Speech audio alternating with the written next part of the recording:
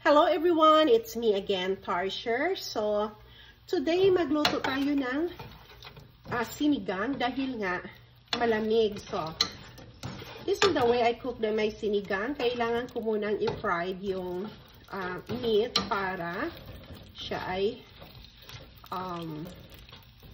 lumalabas yung oil niya. So, ganyan lang siya. And then, now, kumukulo na yung tubig natin.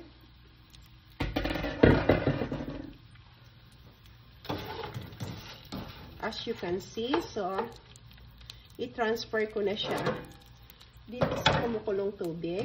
At may lemongrass na siya. Naana siya yung lemongrass. Kasi lahat ng sabaw ko ay gumagamit ako ng lemongrass. Nasa sa inyo din yun.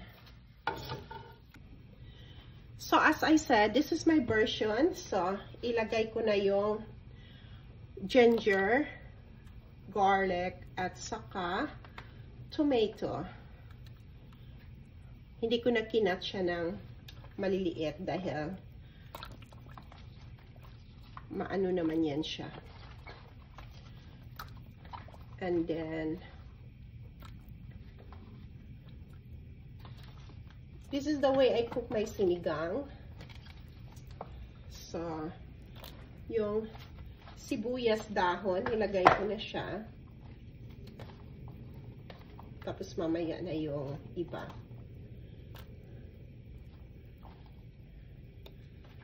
And then, I'm using this, but I'll put this later too. And as I said, this is my version. So, nilalagay ko na yung sinigang mix. Ang gamit ko ay sampalok para nga mag-absorb siya sa meat. Tapos, dalawa ang ilalagay ko dahil marami akong gulay mamaya ilagay. At saka, gusto ng mga bata at saka asawa ko yung talaga maasim. Yun ang sanay nila sa sinigang. Kumakain sila nito. Sa mga bata, yung sabaw lang at saka meat. Yung gulay ay sa akin at saka sa asawa ko. And, yeah. Ipakulo lang natin siya ng mga 30 minutes dahil madali lang naman maluto yung mga karne dito. Kaya, see you in a bit. Just add the potato kasi malambot na yung karne, yung meat.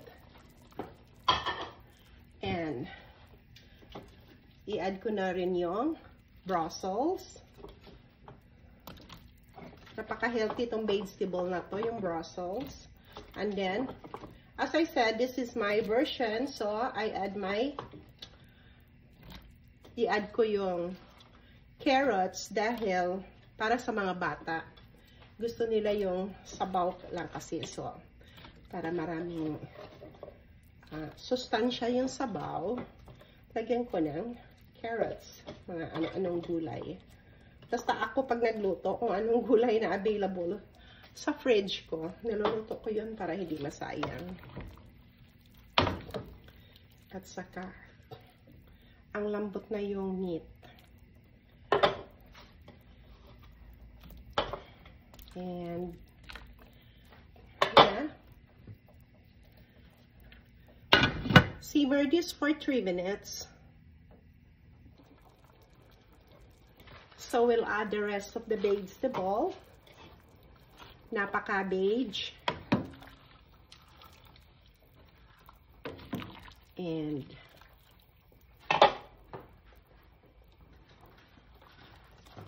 yung repolyo, yung cabbage.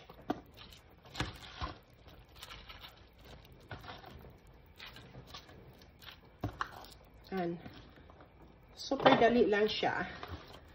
At saka yung scallion, yung sibuyas na dahon.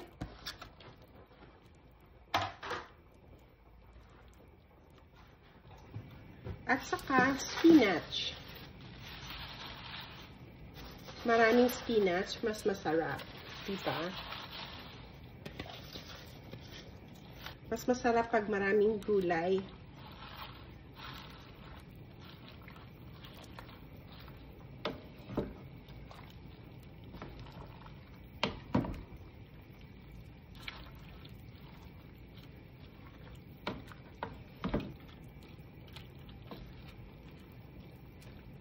ayaw ko siyang overcook dahil mamaya pa naman ito kainin.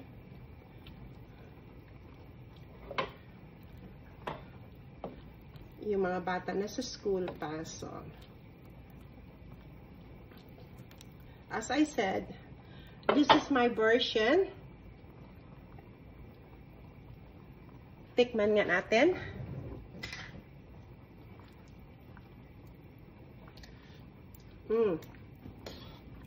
Tama lang siya. Hindi yung okay. Luto na rin yung Brussels. Our sinigang is done now. Kaon na ta. Let's eat.